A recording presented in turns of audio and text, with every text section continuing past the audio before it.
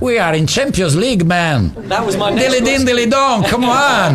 Encara Messi, encara Messi, encara Messi, encara Messi, encara Messi, encara Messi, encara Messi, encara Messi, encara Messi, encara Messi, encara Messi, gol, gol, gol, gol, gol, gol, gol, gol, gol, gol, gol, gol, gol, gol, gol, gol, gol, gol, gol. Into Sheringham, and Solskjaer has won it. I will love it if we beat them. Love it. This is the Modern Soccer Coach Podcast with Gary Curneen.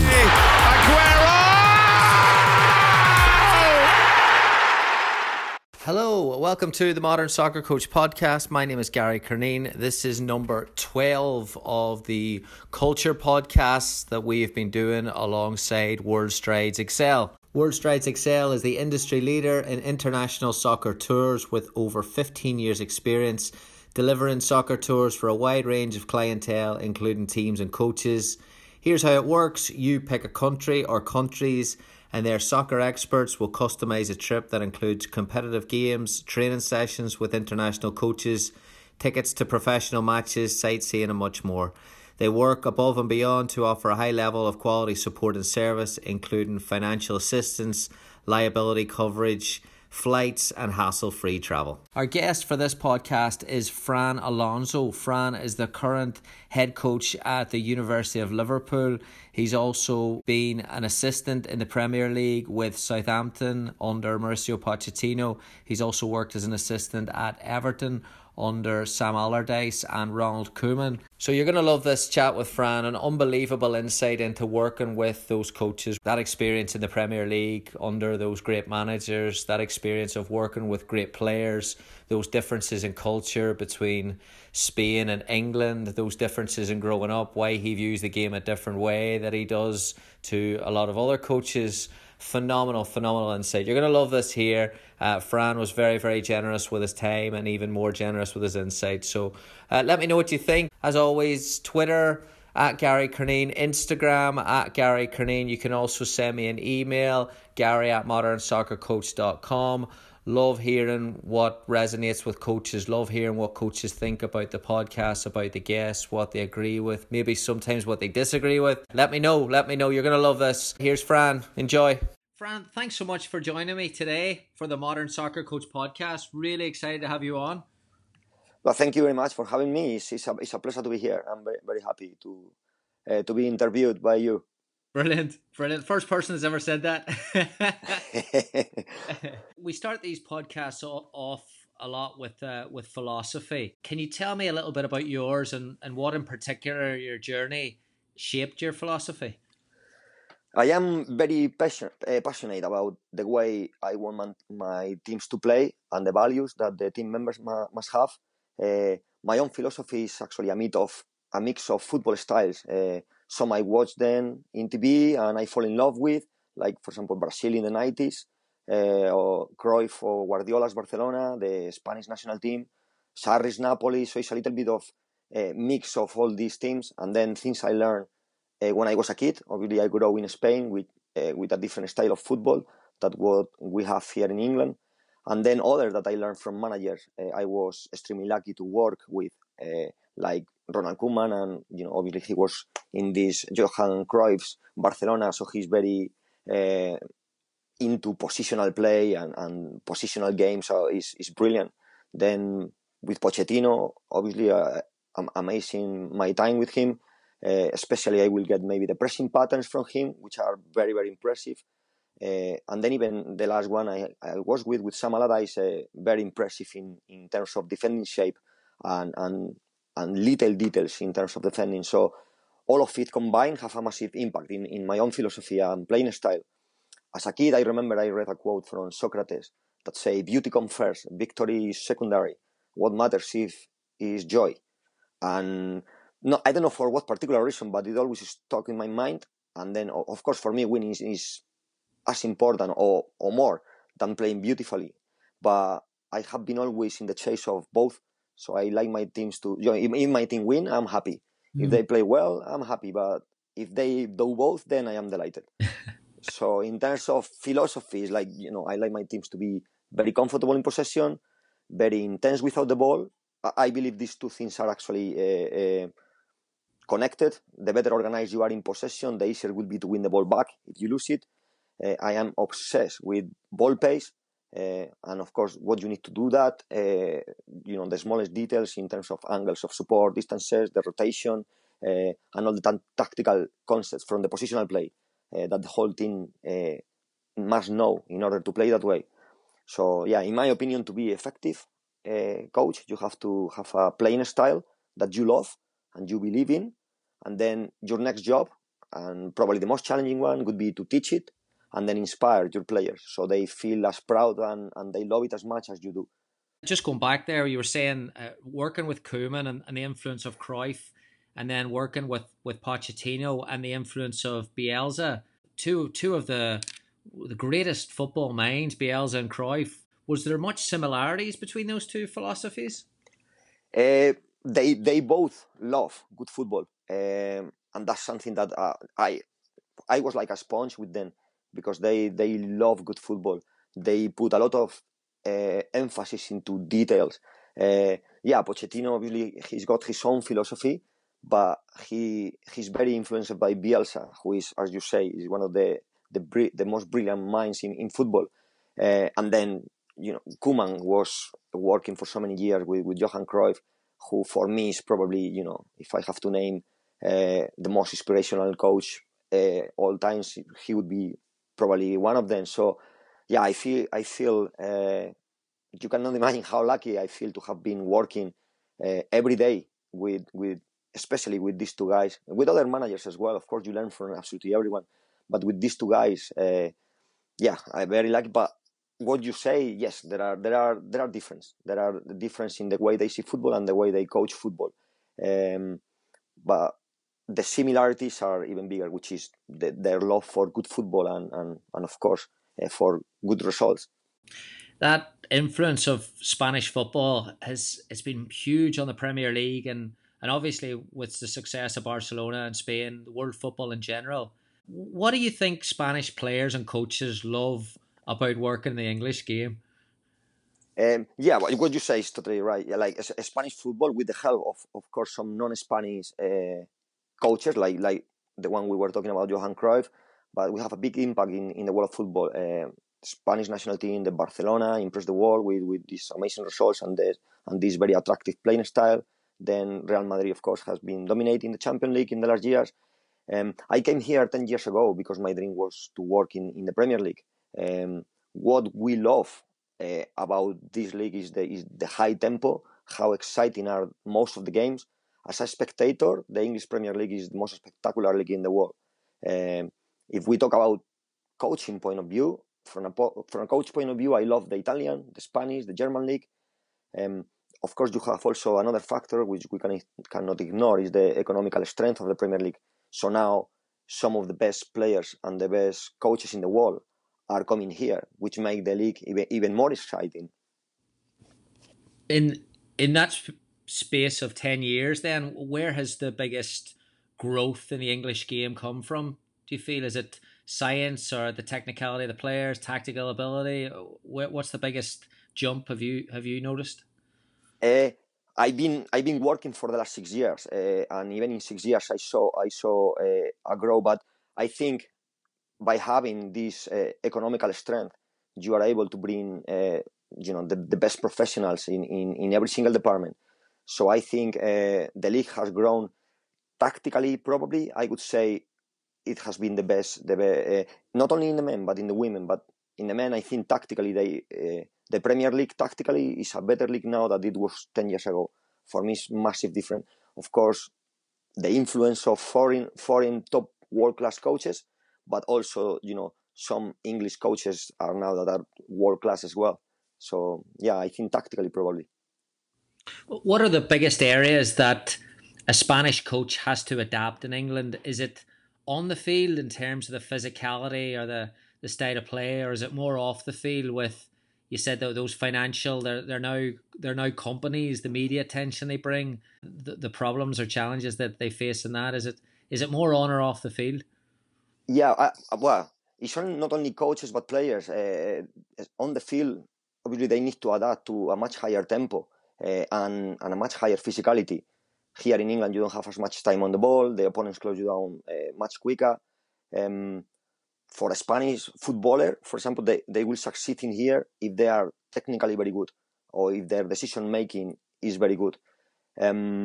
For Spanish coaches could be the same. They need to adjust to a less, if you want to say, a slightly less tactical approach in sessions and a little bit more physical, which is what English players are used to and they love. And it's something that makes this league so attractive, the physicality of the players. But then off the field, you face issues like the weather, totally different than Spain, and lack of sun, which can affect even your mood. When you go into a professional player, these little details like the mood matter a lot. Then the food, totally different. Lifestyle, the timings of the meals is very different than in Spain. So all these have a impact. Some of them, I've been with, for example, some players that have adapt very well to the English league, like Oriol Romeu at Southampton, and then some that after a year they came back to Spain, like Juanmi. Now Sandro Ramirez on loan. He went last year to Sevilla. Now he went to Real Sociedad because they find difficult to adapt to the weather conditions and to the lifestyle in England. So of course, probably the most important of all is the language barrier. I'd never took that on board before about the weather, about how much that impacts people's mood. That's amazing. Yeah, I experienced this on myself as well. In Spain, you are used to see the sun. The days are longer and there are more sunny days, so it affects your mood. Actually, yeah. In England, when you get up, in my experience, when I see sun, just for that reason, I'm happy. I'm all over the moon, even if it's only because I see the sun. So yeah, it has an impact, I think. The Spanish coaches that come over, and foreign coaches in general, it seems that they always bring a really detailed approach on the training field to the game.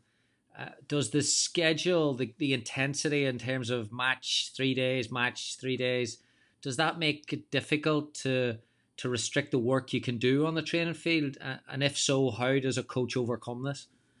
Yeah, I think, of course, we all know, as we said before, like, TV, business is very important. This is one of the reasons the Premier League is the biggest league in the world. But if we think only about the athletes and about the teams, it's crazy. Let's be honest, it's crazy, especially over the Christmas period. So, for example, in Christmas period, for me, the main goal of a team is to avoid injuries. At Everton last season, we played December the 23rd, December the 26th, December the 30th, and then 1st of January. So we have 4 games in just over a week. So, during this period, what you can do light sessions, you can do tactical light work, you can do rondos, some passing drills, but, there is no much things with intensity that you can do. Normally, after a game, if a player plays 90 or close to 90 minutes, you need 48 hours recovery. But in December, January, sometimes you play another game in 48 hours. So yeah, I think the only way you can overcome this is using the whole depth of the squad. You need a big squad, and then you need to limit the intensity of training. In a way, it can work because you can put more focus in the tactical detail and do the sessions less intense. But this is a double-sided weapon because sometimes when you do sessions without intensity, then some players switch off. And if they switch off in training, it's possible that they switch off in games, which is something that you want to avoid. So it's to find a little bit the balance. I think it's this time, and with busy schedule, is more about working smart than working hard. Yeah. Do you think we're reaching a point where coaches are changing their playing styles or systems to help that there? Saying with Liverpool and Klopp, it looks as if they might be, with the game against Man City, it looks as if they were saving some energy. And do you think now that you have to be a little bit more flexible tactically? What's your thoughts on that? I cannot really speak for what Jurgen Klopp has done at Liverpool or what his thoughts were in the plan. But what I can tell you in my own experience, I like to press high, and I like to press not from physicality but from organization. But pressing is a lot of amount of accelerations, decelerations, high speed running. If you got a busy schedule, that affect the way your players, and that can mean a muscular injury. That can mean a player having a tear. So yeah, definitely what you say is totally right. I don't know if they did, but I probably would. You will have to adapt the way you play to maximize the opportunity to keep all your players fit and to make sure you keep getting results, because at the end of the day, playing well and pressing high and all these are weapons that you have, are attractive to spectators, but at the end of the day, we need to get results. Feedback for professional players, how do they differ from youth players in terms of how they want it, and then how do you differ in terms of how you present it to them? I think providing feedback, if it's done right, it can be one of the most effective ways to develop a player. However, some feedback interventions actually do more harm than good. My own feedback methodology would be very similar, to be honest, for senior players or for youth players, despite the difference in age or in the difference in playing experience at the highest level. However, it could be very different depending on the individual. So for me, the key is to know your players, how they think, how they learn, what they enjoy, what they don't. Of course, I got a general rule. So, for example, if I'm going to give positive feedback, verbal feedback, I would do it loud, I will do it with passion, so all can listen, and then everyone will normally try to replicate this highlighted behavior or action, and that normally helps me to keep the quality and intensity of the exercise or of the session. I found this to be very efficient. While if I have to give maybe constructive or not so positive feedback, I will normally will give that individually. Apart from the verbal feedback, I found one of the most powerful tools to provide feedback is the use of video analysis. Videos from training. I record everything. At every club I am, I record every single training session, games or videos from the opposition. I use it all the time, and it has great positive impact in developing players and also in developing playing style. The problem I got with this is some players, it doesn't work with them. Some players can learn from watching a video. They actually need to do the work on the pitch. They need to learn it. They need to do it and do it over and again, and then they learn it.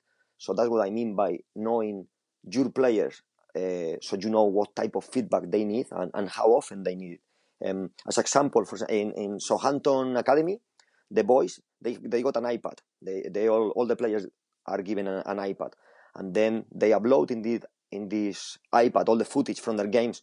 They get involved the parents as well, so they also see it. It's quite good. So before games, they analyze their own performances and see what they can improve.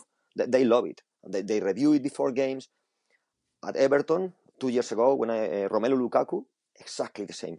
In the changing room, he will get the analysis before the game, and he get an iPad, and he wants the opposition goalkeeper and the centre backs, how many goals they conceded in the last weeks, how they conceded, where the ball came from, when they lose. So all with detail. But I saw an academy under 10 player and a top striker known worldwide, exactly with the same need of feedback and using a similar method.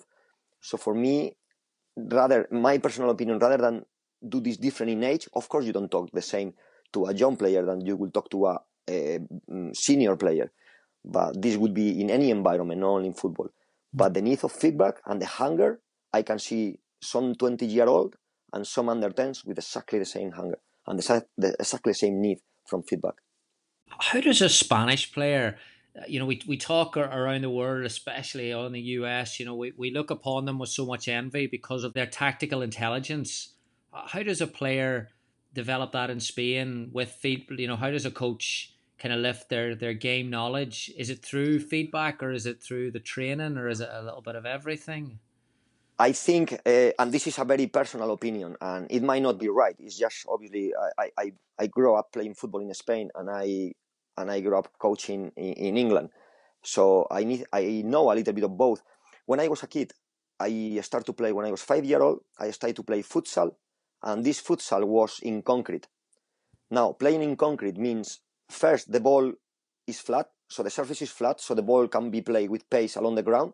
That's the easiest way. You don't slide tackle in concrete, so you learn to stay on your feet. You learn to be patient defending and also to be patient attacking. And you don't want to be tackled if you wait to receive the ball and then think what you do. So what you need to do is you need to know what to do before you get the ball. And I think this is very difficult to teach when you are already 14, 15-year-old. That's easy to teach when you are 5 and you grow with it, and that becomes normal.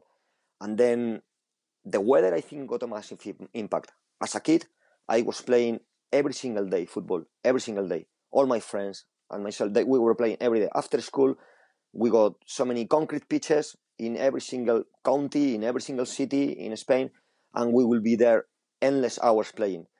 Over a year, I don't know how much different in hours could be with a Spanish kid, or if you see Brazil, for example, they are all the time playing in the street. Again, players with brilliant technical ability. For me, this is probably why, because they spend endless amount of hours on the ball. They don't have feedback. They are not properly coached, but they get amazing feeling of the ball and they learn by themselves just by practicing. If on top of that you put some feedback, some good coaching, so then you can make the player progress even further. So for me, it's a little bit mix of weather conditions that allow you to play for longer hours in the street, while in England maybe it's raining, cold, windy, and at 6 o'clock you want to be at home. I remember as a kid playing until 8:30 p.m. since 4 o'clock when I finished school. So a little bit of weather, a little bit of the surface you play here, because here the kids, not all of them, in academy level the pitches are very good, but grassroots level the pitches are bubbly. The parents, they all go. In England, you are so passionate about football. Everyone is passionate about football, which means, they care a lot about their kids. They care about not losing. So, and the kids don't want to lose the ball. They won't risk trying to play from the back in a bubbly pitch because you are very likely to lose the ball. While if you play in concrete, it's very easy to put pace on that ball. In a bubbly pitch, weather, with paddles, is more difficult. So I think it's a bit of this make a big impact when you are a kid, and then obviously as an adult, now you can see English teams are not now like they were before. They are much better. They are better technically. They are better tactically. You can see the work has been done in England is starting to pay dividends, but it wasn't like that before, and that's why I think the Spanish or maybe the Brazilians technically and tactically are a little bit more aware. But that's, as I say, Gary, that's my own personal opinion, and it's only what I personally experience. Let's talk about match day as an assistant coach in the Premier League. I think it's something that's never ever talked about, is this 1 hour period before the game starts. Very curious as to what goes on in those offices in terms of communication with the head coach. Does he talk? Does he kind of do his own thing? Do the staff prepare anything in general, or is it just a relaxation moment? It depends on the manager. The hours prior to the warm-up, for me, seems endless. So when you get up in a match day, you can't literally wait for kickoff. The only thing you got in your mind is kickoff. You are looking forward to starting the game. In my case, I was busy with our team sheets in the Premier League. They changed it now, but when I was there, you meet the opposition captain and another member of the technical staff, and then you go together with the referee. You meet the referee, and the officials tell you what they need to say regarding the game. You swap team sheets, which you then go straight away and share with your technical team, and then you do set plays. So you mark who mark who or whatever. Or look, these players are here, so that means they are not going to play with this formation. They are playing with this other, or whatever it might be. So that's the last minute changes, and that was part of my job on match days. Other people is different. So the massage and the physios are treating players before the warm up. The kidman are looking after them, giving them an extra share or an Under Armour. So for every single member of staff is different. The manager and the technical staff normally is trying to be in the manager's room, just talking football and about the team. Some decide to relax. Sometimes you are a little bit more stressed, maybe because of the game. It got more stressful straight away after you get the team sheet. When you get the team sheet from the opposition, then you start, you have to write the set play, you get a little bit busier. But yeah, it's probably the less enjoyable time because you just can't wait for the kickoff. Yeah, that's why I ask. It's like it's the most miserable hour of the week whenever you're just waiting for it to get going. So seeing how other staffs interact. What about halftime then? What was your role as an assistant during the break at Everton? Was it because we have this perception of the head coach delivering this motivation, the tactical information? We don't really know what an assistant coach does at halftime at that level. Well, with Ronald at Everton, we have a chat within ourselves in the manager's room straight after the halftime, and then Ronald himself will deliver the message to the players. Sometimes he will ask the rest of the members of staff some things. Sometimes he got a clear picture of what he wants to change or what he wants to say. For me, what quite unique with Mauricio Pochettino at Southampton 2 seasons before I joined Everton. It was great for me actually, and I learned a lot. At halftime, I had to translate his message to all the players because Mauricio came to England and he was starting to learn English. Sometimes it was in a very stressful scenario, especially considering how passionate Mauricio is. So I needed not only to pass the information to the players, but to be able to motivate them or to tell them off or shout or whatever message was I have to deliver, translating from Mauricio. It has to be with the same passion, with the same voice tone. So at the beginning was very, very challenging. Sometimes even my legs were shaky. But with time it got easier, and I actually got better at it, and to a point that I consider now myself quite strong in halftime team talks. But both are brilliant. Mauricio and Koeman both are brilliant at halftime team talks. Sometimes it's motivation, sometimes it's tactical adjustment. But if you see the results, normally their teams always do well in the second half. Normally, of course, every game is different, but they normally affect very positively the team. Sometimes it's nothing motivational; it's just tactical. Sometimes it's just tactical, no motivational. Sometimes it's both. But they both are brilliant. Wow, that's talk about getting pushed out of your comfort zone. I can't imagine what that experience was like. Yeah, honestly, legs shaking the first time. Telling off players but very, very good experience. Very good experience. I'm happy I can now share this type of experience with everyone, and I didn't get sacked from it, so it was good. What about after the game then? Is it a case of, as a staff, is it a case of getting straight to breaking it down, or is there a cooling off period for the staff before you look at it? Again, Gary, this is depending on the manager and also depending on the group of players. For me personally, I normally like to give my players a few minutes to cool down before I talk, give them a few minutes to reflect on it, not too long, so they don't forget what's going on or what I want to talk to them about. And then as a general rule, which is my change, depending on the game, but if the result was very good, it's easy to be positive and then tell them also a couple of things that they didn't do as well, because it won't affect the team morale because they are happy because they won. So you use this moment to maybe tell them a couple of things that need to be improved. And they are still happy and they are still proud and they are still believing in your working methodology and your philosophy.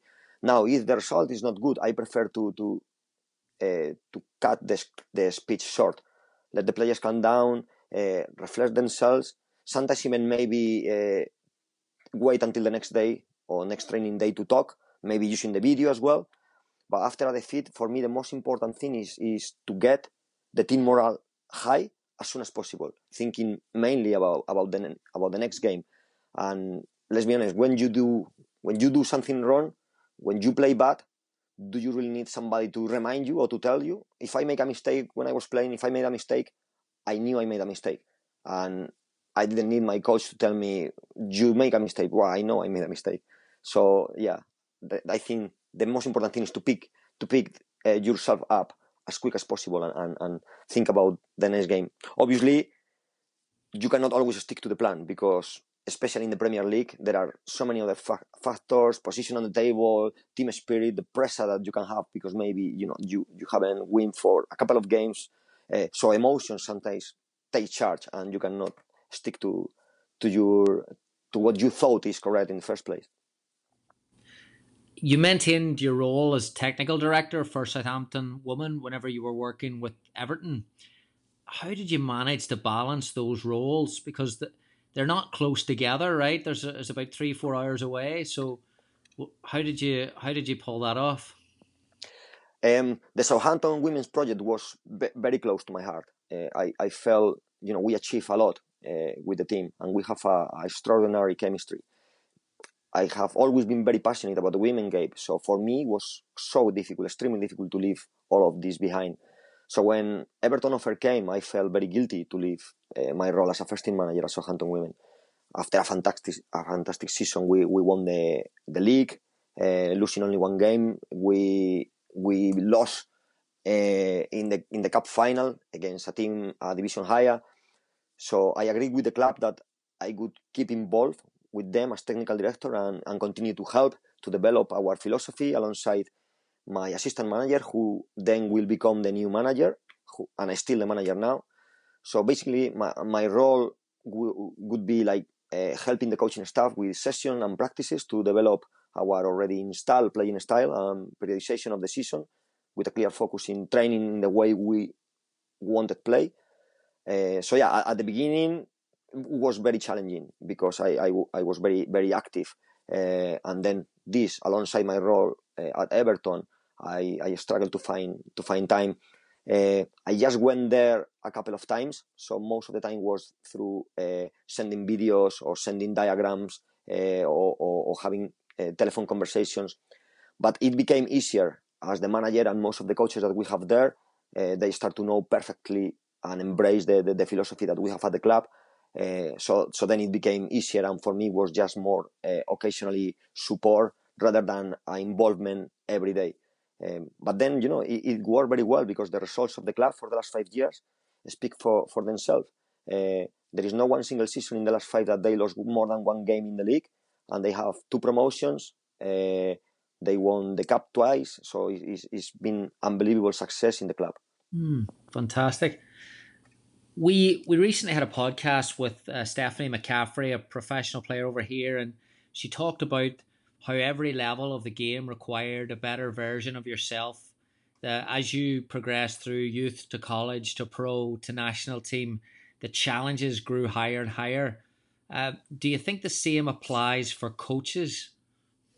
Yeah, I agree. I agree 100% with Stephanie. A coach, exactly same like a player, becomes better the more hours of practice he or she gets. And the higher you go in football, the better prepared you need to be as coach. The game becomes faster, the level of pressure increase. So as a footballer or as a coach, you need to keep becoming better every single day if you want to grow. Now, in the Premier League, the biggest challenge, in my opinion, is the pressure you have to be able to work under. At this level, 3 defeats in a row can get you sacked, and this could happen in less than 2 weeks. So you cannot mentally prepare for it. It comes suddenly. That might mean move kids from school for some families. That might mean that you cannot pay your house. Or for everyone might be different. But that all bring an extra amount of pressure. And then the pressure could come from the media, from the fans, sometimes even from your own players or staff. At this level, mistakes are magnified, and it's a very stressful environment, especially when things don't go your way. So for me, that would be the biggest challenge in the Premier League. It's interesting that the Pochettino book, he talked about him and his staff having a glass of wine on a Friday night, and I think it was before they played Aston Villa, and he said, yeah, they were laughing. He said, if we don't win tomorrow, guys, we'll probably be fired. And it just made me, I kind of perked up because I didn't think coaches actually talked that way, but it sounds like they do.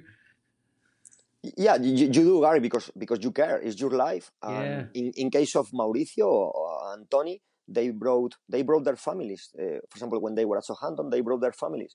If they let's say they get sacked, that means either they stay there and keep the families there, but they cannot work again, until whatever, or they need to, so it not only affect you, but can affect your family, can affect. So yeah, we talk about this because we do care.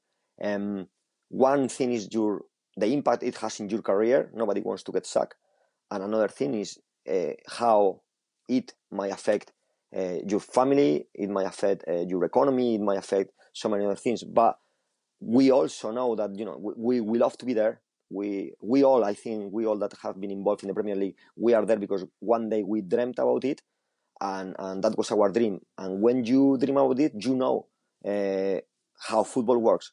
You might get sacked. You lose 3 games and you might get sacked. You cannot be very stable in one place if you are a football manager, because football moves constantly. So yeah. You speak 4 different languages. We talked about that interpretation before. How beneficial is that on the training field, or do you like to have a common language that teams use at training and meetings? I think in football you have players from different nationalities, so speaking in other languages always help to get better cohesion and better feeling with the players. So far, I've been able to provide some linguistic support to so many Spanish-speaking players, like Gaston Ramirez, Juanmi, Joel Robles, Sandro, so amongst others. So in my case, actually, speaking languages changed my life, because I first came on board with the first team at Southampton because Gaston Ramirez needed a translator. And at the time, I spoke both languages, Spanish and English, and I was a qualified coach. So they brought me into the dressing room. Then, of course, after a few months, when Pochettino came in, then he offered me a full-time first-team coaching assistant role, and so I might have done something right. But yes, answering your question, in football, when you work for a while with a team, you start to form your own tactical vocabulary that everyone knows and everyone gets familiar with, regardless of the nationality. I use some terms, for example, in my coaching, that I don't know actually if they made a lot of sense in English, but I use them, and the players, I did so many presentations of them, the players know exactly what I mean by them. So we use, for example, attract to release, which I don't know actually if it's an English term, but that means, we are not allowed to play long when they are not pressing us, because we want to play short, little short passes in the right angles to attract the opposition. And then when the opposition are dragged into the area we are, then we will play long. That will be done in rondos, for example, as well. You don't play rondo to the opposite side unless they are pressing you in this side. So, these tactical concepts, players get familiar with it. Defensive diagonal we use, which means one winger is always, when we are defending and the ball is in one side, the opposite winger is always deeper than the winger that is closer to the ball. All these terms, I don't know. Honestly, I don't know if they make any sense in English, but I use them with the teams, and we all exactly know what I mean by that. So yeah, you create your own language. Kind of going on that term, in an interview with Jen O'Neill at She Kicks before the season, she asked you, how have you enjoyed your pre-season? And you replied, the girls have worked hard. They all had programs to do specific to their position and level of form. Can you talk a little bit about how you gave players those separate programs for each position, and was this done physically or was it done with a technical focus? So during the off season, I normally set them 3 phases. I have a program with 3 phases, so they don't let their aerobic capacity and anaerobic lactic capacity decay too much between seasons. So when the season finishes, normally I give them 2 weeks of total rest, sometimes week and a half, depending on how long off-season we got. After that, we start with phase 1. We call it after rest, which consists on low-intensity continuous exercise for a week. Then they go into phase 2, which we call maintaining training. So it's moderate intensity interval training for week and a half or 2, again, depending on how long we got off. Then they go into phase 3, which is training to train, which could be done just before the pre-season start. It's 2 weeks period of high intensity interval training to increase the training load and prepare them for pre-season actually, and reduce the risk of injury during the pre-season. So what they do in the off-season is just physical, pure physical. It's individual work with no tactical outcome at all. So when they start pre-season with us, then we do everything with the ball and everything the way we play. So they do the work so they don't drop their fitness levels too low. So when they start pre-season, we don't need to do these double sessions or triple sessions. So, we start to work exactly how we want the girls to play. Now, when we talk about the position specific, this will consist in changing the load and the intensity of the program. So, for example, the amount of acceleration, the high-speed running that a player spends in every phase, depending on the position. So, for example, let's say we got a speedy fullback. So he or she will have a bigger number of decelerations and accelerations and high-speed runs in the phase 3, just before precision, than a striker, for example, who is a target man. What would your advice be to young coaches, Fran, who are looking at working at the highest level? The main one would be to always keep improving. The game changes constantly, and we need to change too. I like to put example always, like, is a doctor, and this is the best doctor in the world. Everyone knows he's the best doctor in the world, and he knows. But because he knows he's the best doctor in the world, he just he stopped developing because he knows he's at the highest. He's the best. But then it will appear new illnesses, new viruses. So if he doesn't keep improving, after some time he will become average, and after more time he will become a bad doctor. Not necessarily because he knows less than he did before, but because he doesn't know more. And there are, as we say, we are now new viruses, and so you need to always keep improving. And for me, a very important message for every coach out there is not about us coaches.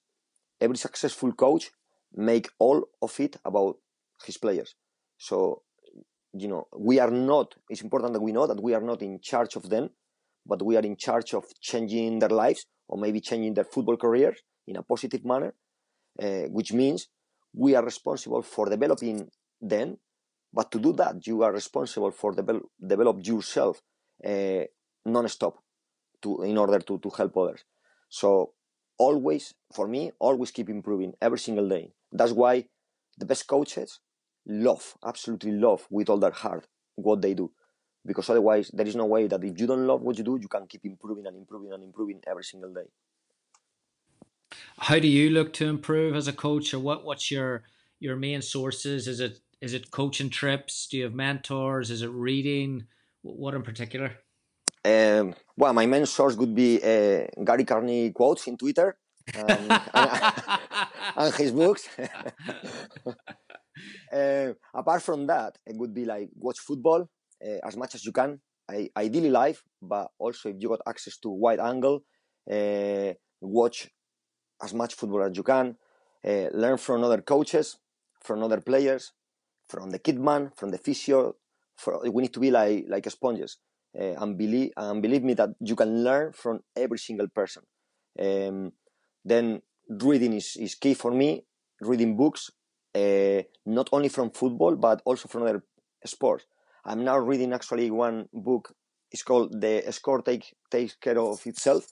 It's about the life of Bill Walsh, one of the most successful NFL coaches, and I am fascinated by the amazing knowledge and leadership skills that he had. How he came to the 49ers and changed everything to be the best they could be. He talked about how he worked with the receptionist, how he worked with the housekeeper, how he worked with everyone, so everyone was perfect at their job with a common goal. It's very, very inspirational. And then one very good tool I use with players, so I put videos there. They give me feedback, and so it's YouTube if you have or any video tool, but YouTube is very powerful. I use it a lot to watch videos. There are great videos there on leadership, how to effective communicate. As you see, I have to watch a few more on that area, how to motivate others or how to inspire people. And then you can also go to conference, seminar, coach's website, podcasts like this, But most important thing of all, for me, in my opinion, is coach. Then review your practice, analyze yourself, look yourself in the mirror, what you could do better, and coach. So the more hours you put on the field, the better coach you can become. What a way to finish it. Fran, thank you so much. Really enjoyed that. Thank you very much. I enjoyed it as well. Thank you very much for having me, and yeah, really pleasure to talk to you. Thanks so much to Fran for his time and his insight there. I hope you enjoyed that as much as I did. I thought that was absolutely brilliant. Just the little things that he talked about and the differences in the weather and the culture and the role that plays, and the differences in growing up in the gravel pitches and the concrete pitches. And I think there's a lot of us going like, wow, never thought of that before. And I was doing that throughout that interview. A couple of things stuck with me. First of all, when he was talking about his philosophy, he said, in my opinion, to be an effective coach, you have to have a playing style that you love and believe in. Then your next job, and probably the most challenging one, will be to teach it and inspire your players so they love it as much as you do. And I thought, like, I'm going to get that framed and put it up on the wall, because it just encompasses everything that I believe a coach should be. Yes, you should have a playing style. Yes, you should manufacture it or create it to the extent that you actually believe in it, not that you grab it from other people. But then that ability that I think we get lost in is to inspire your players so they love it as much as you do. I think that's something that, you know, we all miss every now and again, sometimes more than others, but we think that it's enough to put the sessions on. We think that it's enough to show the people what we want, to show the players that we want. But in reality, you know, we have to inspire, we have to connect with players, we have to put on sessions that are exciting, we have to put on meetings that are exciting, we have to put on feedback sessions that can gauge a high level of interest. And it's great to hear someone who's working at a high level to have that kind of insight. Also the things that stood out for me probably stood out for you as well. That level of humility, and also that level of looking for information in different places. He just mentioned there the Bill Walsh book at the end, and little things like that. You find that when you study the top coaches around the world, that their detail is unbelievable, but their actual desire to look for the detail in other aspects of life is pretty interesting as well. So really enjoyed that. The story about doing the team talk for Mauricio Pochettino was absolutely brilliant. Loved that there. So yeah, let me know your thoughts. Let me know what stuck with you, what stood out for you. Let me know what you think. As always, Twitter at Gary Curneen, Instagram at Gary Curneen. Really appreciate you spreading the word of the podcast. Really appreciate you listening. Talk soon. Bye. Thank you for listening to the Modern Soccer Coach Podcast. For more coaching topics, sessions, and resources, head on over to Coach Curneen on Facebook or visit the website at www.modernsoccercoach.com.